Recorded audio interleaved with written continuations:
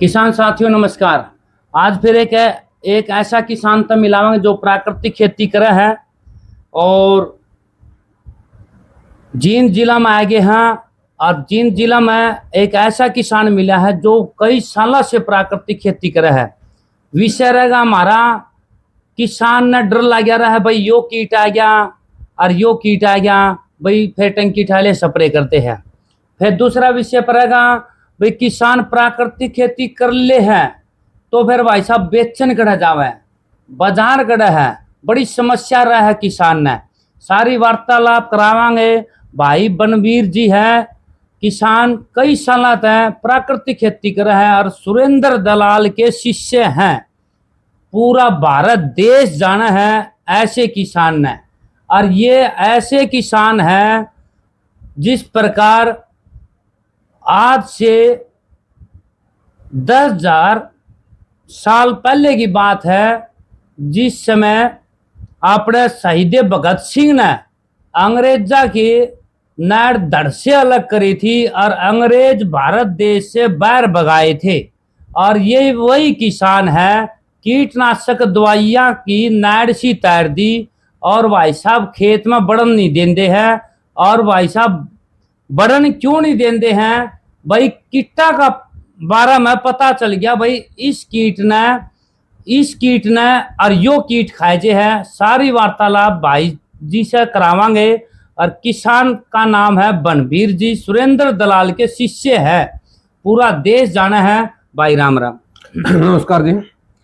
प्राकृतिक खेती में किसान के सामने 5 डर खड़े हो जाते हैं। अच्छा करना सभी किसान चाहते हैं, सभी किसान ये किसी को जहर खिला के खुश नहीं है, लेकिन उत्पादन के लालच में या कम जानकारियों के कारण उनकी मजबूरी है, उनको रसायन खेती करनी पड़ रही है। क्योंकि 5 प्रकार के डर उनको दिखाए जा रहे हैं। पहला डर है, यदि वो प्राकृतिक खेती करेंगे तो उसमें कीटनाशकों का प्रयोग नहीं कर पाएंगे तो वो कीड़ों को कैसे मैनेज करेंगे, ये डर उसको लगा रहता है। किसानों को पता है कि उनके खेत में बीमारियां भी आ जाती हैं, तो वो यदि किसी रसायन का प्रयोग नहीं करेंगे तो बीमारी को कैसे कंट्रोल करेंगे। तीसरा डर होता है, किसी भी पौधे को उत्पादन देने के लिए खुराक की जरूरत होती है।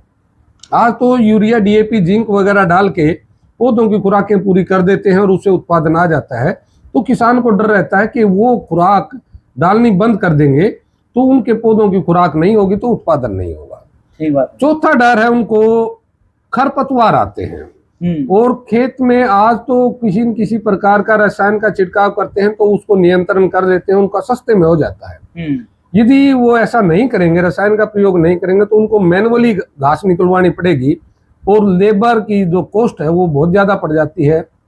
उसकी उत्पादन से ज्यादा यदि लागत बढ़ जाएगी तो फिर किसान को डर है कि भाई मैं खेती करूं ही क्यों जब मेरा घाटे का सौदा जा रहा है। तो ये 4 डर तो प्राकृतिक रूप से हैं। एक 5वां डर और भी है उनको, यदि मैंने ऑर्गेनिक खेती कर ली और उत्पाद ले भी लिया तो उसको मैं बेचूंगा कहाँ, उसका बाजार मेरे पास नहीं है। तो ये 500 प्रकार के जो डर हैं वो उसको दिखाए गए हैं और उन डरों से डर के वो प्राकृतिक खेती की तरफ आने का साहस नहीं कर पाता। यदि किसी किसान साथी ने शुरुआत भी की है तो उसका उत्पादन कमजोर रहा है और दूसरे साथी किसानों ने उसका मजाक उड़ाया है और वो हंसी का पात्र बन के उसको वापस आना पड़ रहा है। ऐसी स्थिति बनी हुई है किसानों के साथ में। लेकिन मैं यहाँ क्लियर करना चाहता हूँ, ये 500 प्रकार के जो डर हैं ये मानसिक डर हैं। अच्छा जी। ये रियलिटी में नहीं है। यदि किसान सही से समझ ले एक चीज को तो वो सारी चीजें क्लियर हो जाती हैं। पहली बात, मैं शुरुआत करता हूं बीमारी से। हमारे किसान साथियों से जब मैं बात करता हूं कि आपके खेत में क्या बीमारी है तो उसके मुंह से कीड़ों का नाम निकलता है। मेरे तेला आया हुआ है, मेरे सफेद मक्खी आई हुई है, मेरे सुंडी आई हुई है। तो मैं उस किसान साथी से कहता हूं, भाई आप तो कीड़ों का नाम बता रहे हो। हाँ, कीड़ों के नाम। हाँ, तो ये कीड़े और बीमारी में भेद करना हमारा किसान साथी नहीं जानता क्योंकि उसको सिखाया ऐसा नहीं गया है। आज मैं इसको क्लियर करता हूं, बीमारी उन सूक्ष्म जीवों के द्वारा किया गया एक कृत्य है जिसको हम नंगी आंख से नहीं देख पाते। अच्छा जी। जैसे मेरे को टीबी लग जाए तो उसके वायरस को मैं नहीं देख पाऊंगा, लेकिन वो टीबी मेरे को जान से मार के मिट्टी में कन्वर्ट कर सकती है। इसी प्रकार से पौधे के अंदर कोई भी सूक्ष्म जीव आएगा जिसको हम नंगी आंख से नहीं देख सकते, वो उसको जान से मार के मिट्टी में बदल सकता है। लेकिन कीड़ा ऐसा नहीं कर सकता। कीड़ा उसके किसी एक भाग को टच कर सकता है, उसके पत्ते को खा लेगा, फूल को खा लेगा, फल को खराब कर देगा, पौधे को जान से नहीं मार सकता। अच्छा। ये तो कीड़े और बीमारी में फर्क है।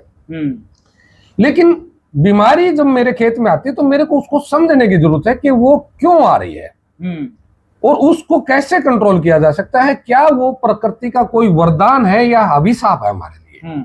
मेरे खेत में जब फसल नष्ट होती हुई दिखती है तो मेरे को वो अभिशाप दिखती है। लेकिन प्रकृति के यदि सिस्टम से समझेंगे तो हमारे को पता चलेगा प्रकृति ने कुछ सूक्ष्म जीवों को आदेश दिया हुआ है। कोई भी गैर जरूरी पौधा यदि भूमि पे नजर आए, आपने उसको खुराक लेने से रोकना है। मतलब जी गैर पौधा गैर जरूरी। अच्छा। गैर जरूरी यानी जिस पौधे की यहाँ पे जरूरत नहीं थी, ऐसा पौधा यदि उनको नजर आए उसको खुराक लेने से रोकना है। क्योंकि वो यहाँ पे जरूरी नहीं है तो उसको खुराक क्यों दी जाए। यदि उसने खुराक लेके कुछ अपना वेजिटेटिव ग्रोथ कर लिए तो उसको वापस मिट्टी में कन्वर्ट करना है। ऐसा सूक्ष्म जीवों को आदेश है। अच्छा। सूक्ष्म जीव वायरस भी हो सकता है, बैक्टीरिया भी हो सकता है, फंगस भी हो सकता है। अब वो गैर जरूरी पौधा यदि किसान को समझ में आ जाए तो उस गैर जरूरी पौधे को खेत में नहीं आने देगा। तो वो समझना जरूरी है। वो 3 ही पौधे हैं। अच्छा जी। केवल 3 पौधों की किसान पहचान कर लो और उनको खेत से हटा दो तो आपके खेत में बीमारी आएगी नहीं। पहला गैर जरूरी है जिसका यहाँ पे स्थान नहीं है, गैर अक्षेत्र का। यानी केरला से यदि मैं काली मिर्च ला के यहाँ पे लगाना चाहूं तो वो इस क्षेत्र का पौधा नहीं है। केरला से केरला स्टेट से यदि मैं काली मिर्च के पौधे लेके आऊं और हरियाणा में उगाना चाहूं तो वो यहाँ का पौधा नहीं है। तो वो सूक्ष्म जीव आएंगे और उसको नष्ट कर देंगे। अच्छा जी। जमीन का फर्क है। हाँ जी, वो वहां का क्लाइमेट के अनुसार है, यहाँ के क्लाइमेट के अनुसार नहीं है, इसलिए वो उनके लिए गैर जरूरी है, यहाँ के लिए सही नहीं है। तो वो सूक्ष्म जीव उस पर हमला करेंगे, उसको नष्ट कर देंगे। ठीक बात है। दूसरा है जिसका सीजन नहीं है, गैर सीजन का। यानी गर्मी के सीजन में मैं गेहूं उगाना चाहूं तो उग जाएंगे, लेकिन सूक्ष्म जीव आएंगे और उसको नष्ट कर देंगे, उत्पादन नहीं बनाने देंगे। अच्छा जी। यदि सर्दी के सीजन में मैं बाजरा उगाना चाहूं तो हरियाणा की धरती पे बाजरा उग जाएगा, जर्मिनेट हो जाएगा, लेकिन वो उत्पादन नहीं दे पाएगा। उससे पहले वो सूक्ष्म जीव आएंगे। और हमारे किसान साथी सब्जियों का भाव लेने के लिए कई सब्जियों का बगैर सीजन की बिजाई कर देते हैं और उसमें फिर ये बीमारियों से तंग होते हैं। क्योंकि प्रकृति ने उनको आदेश दिया हुआ है भाई कोई भी गैर जरूरी पौधा यहाँ पे उगने नहीं देना है। तो इस तरह से ये 2 प्रकार के पौधे, एक गैर सीजन का और दूसरा गैर अक्षेत्र का, दोनों यहाँ पे गैर जरूरी है। तो ये जो गैर सीजन में जो सब्जी तैयार करें जी, पर ये कैसे तैयार करें जी। हाँ, वो उनके लिए पहले क्लाइमेट तैयार करते हैं और वो आर्टिफिशियल क्लाइमेट में यदि उगाएंगे तो वो इस तरह के न्यूट्रिएंट नहीं दे पाएंगे और वो फिर इन दूसरे रसायनों के सारे उसको उत्पाद कर रहे हैं। अच्छा जी।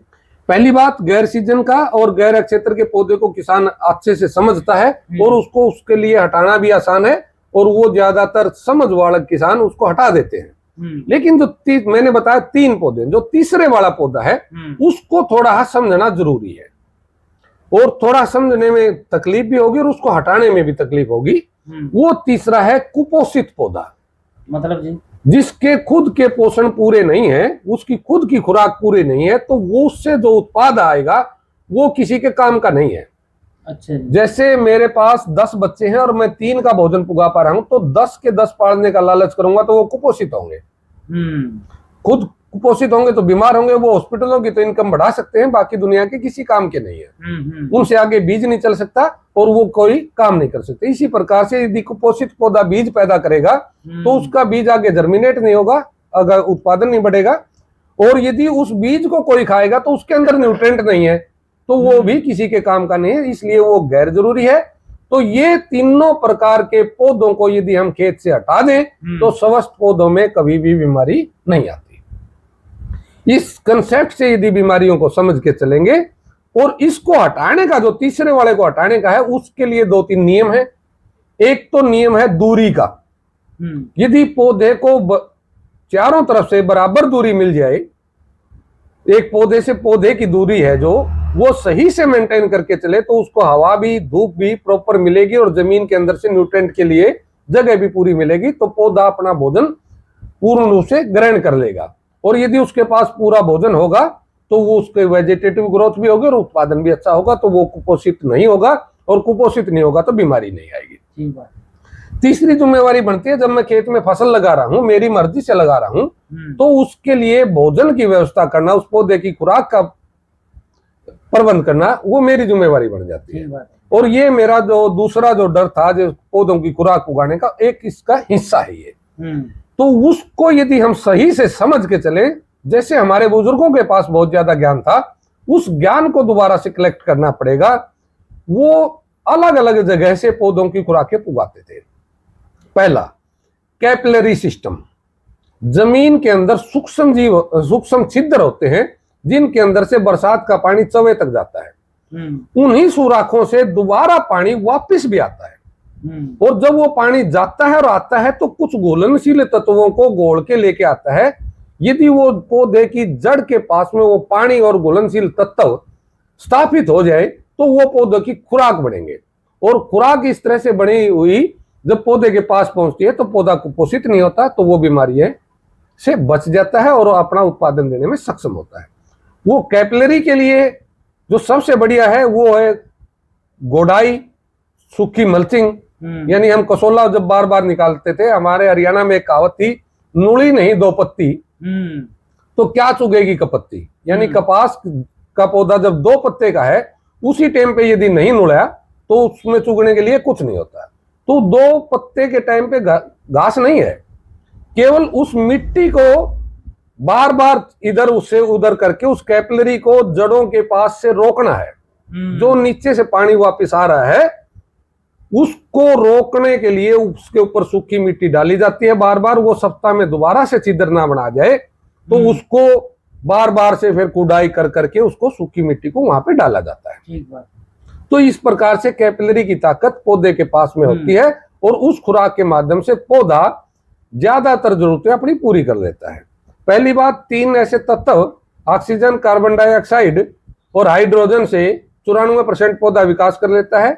फिर 60% जो 6% बचा हुआ है, उसमें से 60% हिस्सा कैपिलरी की ताकत के माध्यम से पौधा ले लेता है। उस जो बाकी 40% बची, तो वो फसलों के अवशेष जो हमने खेत के अंदर मिलाए थे, उनको सूक्ष्म जीव खाएंगे, और वो सूक्ष्म जीव उन पौधों के लिए भी दूसरी चीजों का प्रबंध करेंगे, जहां से पौधा खुराक लेगा और अपना पोषण पूरा करेगा। तो इस प्रकार से पौधे से पौधे की दूरी, नमी और अवशेषों को यदि खेत के अंदर मिला के चलेंगे, तो पौधा अपनी खुराक प्रॉपर लेगा। और वो प्रॉपर खुराक यदि उसके पास होगी, तो वो कुपोषित नहीं होगा, कुपोषित नहीं होगा तो उसको बीमारी नहीं होगी। तो इन बीमारियों को कंट्रोल करने के लिए पहले बीमारी को समझना जरूरी है, और फिर उसका इलाज के लिए हमारे को प्रयास करने चाहिए। तो इस प्रकार से अब जो तीसरे वाला जो पॉइंट आता है, वो दूसरा, सॉरी, अभी तक हमने केवल बीमारी को ही कवर किया है। तो दूसरा आता है खरपतवार।